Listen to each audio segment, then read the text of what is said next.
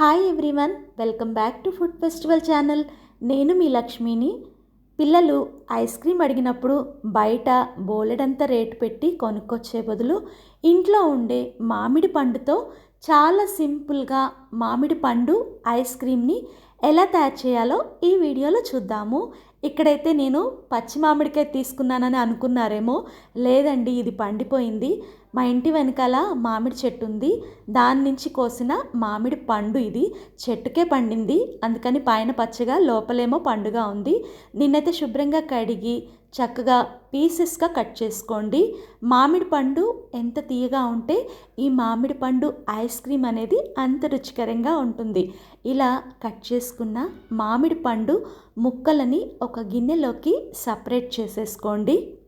ఈ ice cream తయారు చేసేటప్పుడు మామిడి పండు కూడా మంచి కలర్లో ఉందంటే మామిడి పండు ఐస్ క్రీమ్ కూడా చాలా కలర్ఫుల్గా వస్తుంది.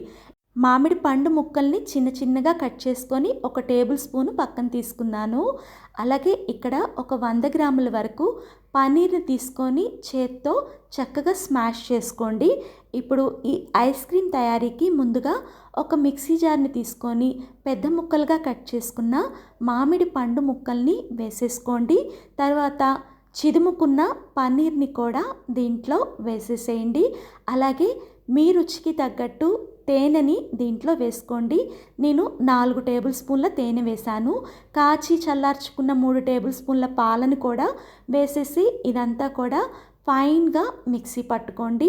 తేనె ప్లేస్లో మీరు బెల్లం లేదా ఖర్జూరాలు కూడా వేసుకోవచ్చు. ఇలా రెడీ అయిన మామిడి పండు ప్యూరీని ఒక బౌల్లోకి వేసేసుకోండి. ఇప్పుడు పైనుంచి ఇందాక సన్నగా తరిగి పక్కన పెట్టుకున్న మామిడి పండు ముక్కలని వేసేసేయండి. అలాగే మీకు ఇష్టమైన డ్రై ఫ్రూట్స్ని కూడా పైనుంచి అలంకరించుకోవచ్చు. నేను ఇక్కడ గుమ్మడి గింజల్ని తీసుకొని వాటిని సన్నగా తరిగేశాను. అలా తరిగిన గుమ్మడి గింజల్ని అక్కడక్కడ ఇలాగ పరిచేశాను. ఇది చూడటానికి పిల్లలకి చాలా అట్రాక్టివ్గా అనిపిస్తుంది.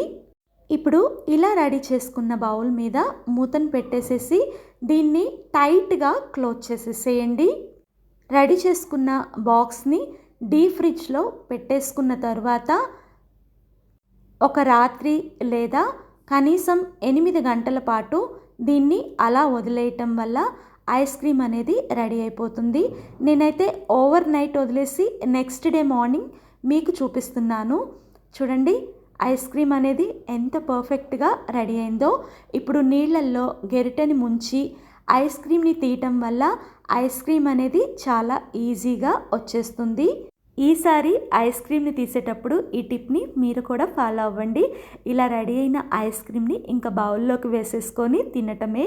మీరు కూడా ఒక్కసారి నా స్టైల్లో ఈ మామిడి పండు ఐస్ క్రీమ్ని ట్రై చేసి మీకు ఎలా వచ్చిందో కామెంట్ చేయండి. ఫస్ట్ టైం మన వీడియోస్ చూస్తుంటే ఇలాంటి వంటకాల కోసం మన ఫుడ్ ఫెస్టివల్ ఛానల్ని సబ్స్క్రైబ్ చేసుకొని పక్కనే ఉన్న గంట నొక్కారంటే నేను పెట్టే ప్రతి నోటిఫికేషన్ మీకు వస్తుంది. వీడియో మీకు యూస్ఫుల్ అనిపిస్తే లైక్ చేయండి. అలాగే ఈ వీడియోని మీ ఫ్రెండ్స్కి, రిలేటివ్స్కి తప్పనిసరిగా షేర్ చేయండి. వీడియోని పూర్తిగా వీక్షించినందుకు మీ అందరికీ ధన్యవాదాలు. ఇంకొక హెల్తీ రెసిపీతో మీ ముందుంటాను.